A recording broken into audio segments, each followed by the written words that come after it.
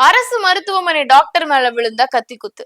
தமிழ் மக்கள் அறிவுசார் சமூகமா பரிமாணம் அடைஞ்சுக்கிறாங்களான்ற கேள்வியோட இன்னும் பல கேள்விகள் நம்ம முன்னாடி வைக்கப்படுது. தன்னுடைய அம்மாவுக்கு அரசு மருத்துவமனையில அரசு மருத்துவர் சரியா மருத்துவம் பார்க்கலன்னு சொல்லி அந்த அம்மாவோட பையன் டாக்டரை கோபத்தால குத்திட்டாரு. இது இப்போ பெருசா மாறி டாக்டர்கள் வேலை நிறுத்தம், எதிர்கட்சி சட்ட ஒழுங்கு பிரச்சனை அப்படின்னு சென்சிட்டிவ் டாபிக்கா ஓடிக்கிட்டு இருக்கு. ஆனா நாம இத அமைதியா உட்கார்ந்து யோசிப்போம். மருத்துவமனைகள் கோவிலா, மருத்துவர்கள் கடவுளா? அப்படின்னா கடவுளை குத்தலாமா? அப்படி இல்லைன்னா மருத்துவர்களும் மனுஷங்க தானே.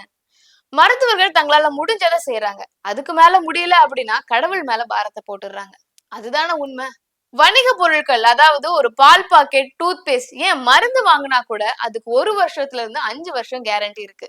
ஆனா நாம எடுக்கிற மருத்துவத்துக்கு கேரண்டி இருக்கா? இங்கிலீஷ் மெடிசனை ஒரு பக்கம் குற்றம் சொல்லிட்டு இன்னொரு பக்கம் இயற்கை மருத்துவம்னு ஓடிக்கிட்டு எப்படியாச்சும் குணமாயிர மாட்டோமா அப்படின்னு ரெண்டையும் கலந்து குடிச்சு உடம்ப கெடுக்கிறது நம்மள மாதிரி ஒரு காமன் மேன் தானே.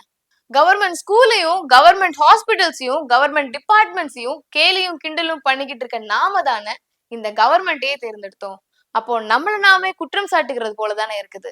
அரசு விழிச்சு கொள்ளுமா, அரசு சரி செய்யுமா, அரசு இதை செய்யுமா, அரசு அதை செய்யுமான்னு காத்துட்டு இருக்க முன்னாடி ஒரு சிவில் சொசைட்டியா நாம என்ன செஞ்சிருக்கிறோம் அப்படின்னு நம்மள நாமளே கேட்டுப்போம்.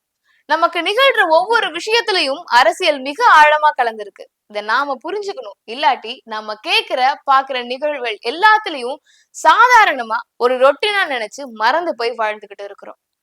அரசியல் ஆட்டத்தை இனி நம்ம தொடர்ந்து ஆடுவோம். நன்றி.